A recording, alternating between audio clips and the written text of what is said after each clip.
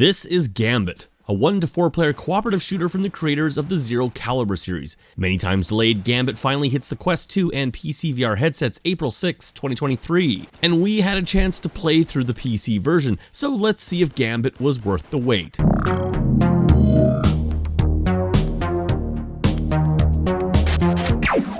Hey guys, it's Chris from the VR Grid and welcome to the channel. If you like this video, give it a like, and if you're interested in more VR content from us, please consider subscribing and turning on notifications so you don't miss new videos as they drop. And if you're looking to join our VR conversations, feel free to leave a comment, or even better, join us each and every Thursday at 6 p.m. Pacific here for the Virtual Boys podcast.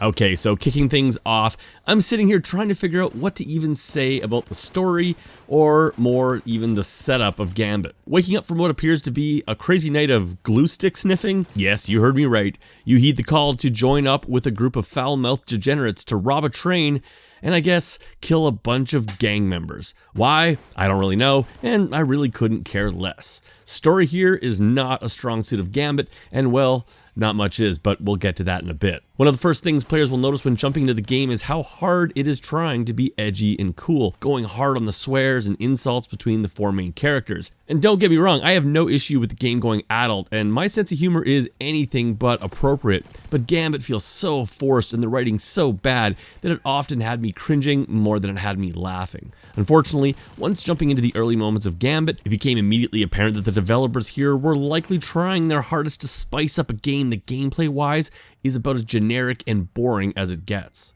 Essentially, Gambit appears to be trying to put a spin on the whole Left 4 Dead or After the Fall type of rinse and repeat looter shooter. Starting off, players are offered a few different ways to play Gambit: solo campaign, co-op campaign, deathmatch, and something called Municipal Mayhem. Solo and co-op campaign are essentially the exact same game, with co-op simply allowing players to team up with anywhere from 2 to 4 human-controlled players instead of being paired with 3 AI partners in the single-player campaign option. Players are asked to choose from one of the 4 fighters, all of which play essentially the same, short of a unique weapon which they apparently possess. I say apparently because regardless of whatever fighter I chose, outside of the tutorial section, I never once got the ability to arm said weapons. I would love to tell you that the chainsaw, the bow and arrow, stake gun, or shock pads were fun to use, but the game seems to have locked their use behind the game's grind-heavy unlock system, and I just can't play this game enough to get there.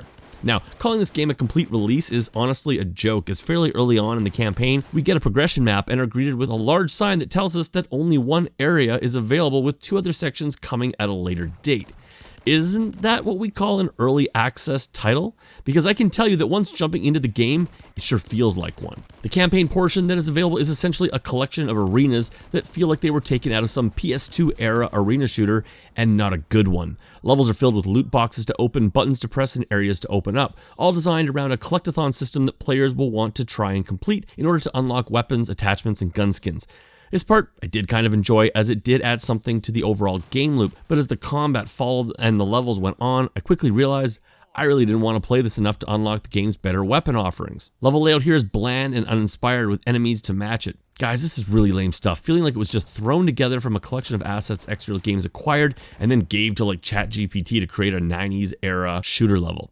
I'm not even talking visuals here yet, as even just the level design just plays like a random collection of rooms, walkways, and street sections in an effort to create some sense of verticality and map design. Unfortunately, the enemy AI is so dumb that I rarely had to even take cover or find vantage points to attack, as simply running around the level and mowing the enemies down was more than adequate. Though, I guess this ends up being a good thing, for if you're playing solo, do not expect much help from your AI companions, as they tend to stand around and wait for you to do something, fire a few shots, stroke out, and then forget what they were doing. Unfortunately, the game doesn't offer any additional difficulty levels to the campaign, so I couldn't even bump up the lethality of enemies to help offset their stupidity. Movement here is adequate, I guess, as running around, climbing, jumping, and crouching all felt just fine, with the game playing well whether seated or standing.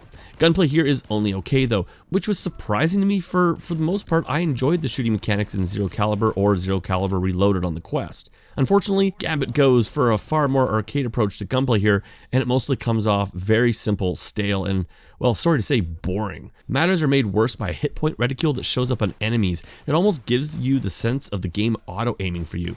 I don't think it was, but it really put me off. Now, the game starts you off akimbo-style dual-wielding pistols, which you can manually reload like you would expect, but you can also auto-reload after the fall style by ejecting your mags and simply bringing the empty guns to your ammo pouch in front of you. In addition to your 2 pistols, you also have 2 slots on your back for larger weapons, though you won't get access to anything more than pistols until you beat the game's first mission, which consists of a handful of arenas connected by waiting rooms, again in a style very reminiscent of After the Fall. These waiting rooms allow players to use points that they've earned to heal up, buy grenades, and additional lives. Anyways, the first mission and its mini-boss took me about 40 minutes to rip through, at which point I was awarded loot based on completion of the level, in addition to any of the game's collectathons or side objectives that I'd completed.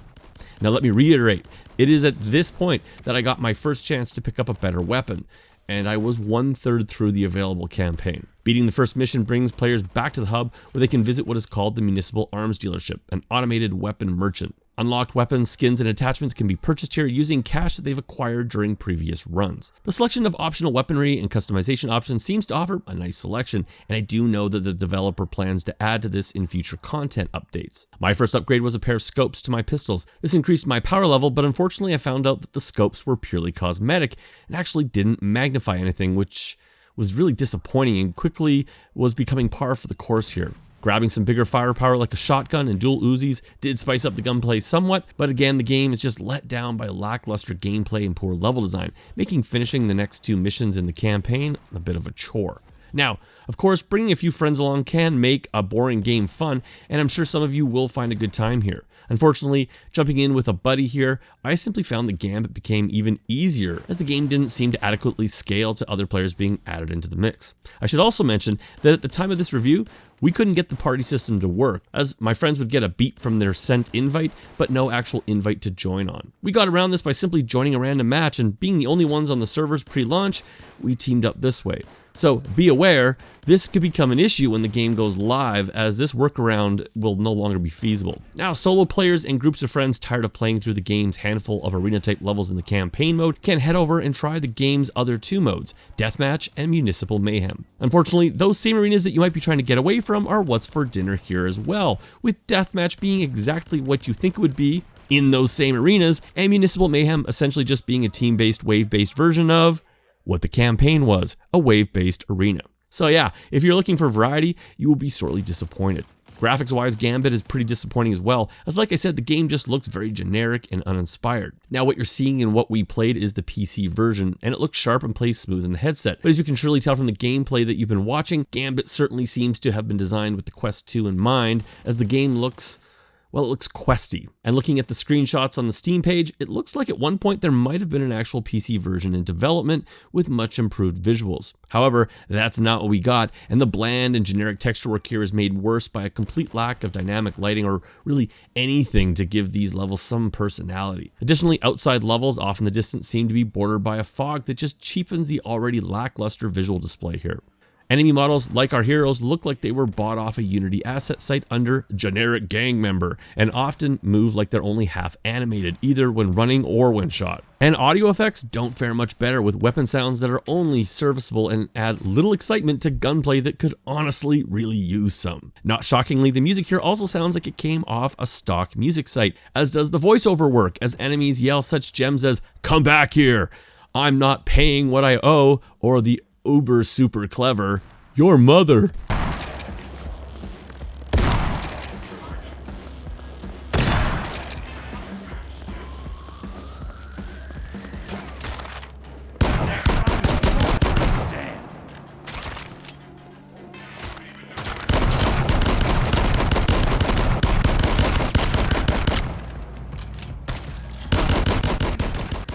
Now, the voice acting in the level's cutscenes does fare better, but like I said, early on the writing is super cringe and often comes off so bad, it's good at times. And that brings me to my final thoughts and review score. I rarely outright just torch a game here on the channel, as I like to see the best in VR games. Now I guess I can see 4 friends having some fun here with Gambit, as it does check off the fundamentals of a team-based co-op shooter, and it does feel relatively polished for what it is. That being said, it is so incredibly generic and lifeless in every single aspect of its design, it just feels like Xreal Games threw something together to generate some income with the least amount of effort possible. And they're better than that. As such, the VR Grid gives Gambit a 6 out of 10. I'm not sure if this game can be fixed post-launch as it is so fundamentally boring, but if you're still interested in this for some fun with a few friends, at least wait until it gets some content patches before you grab it, preferably on sale. Anyways, guys, that's it for me. Like this video if you like it, subscribe if you're not already, and of course, guys, I will catch you on my next video.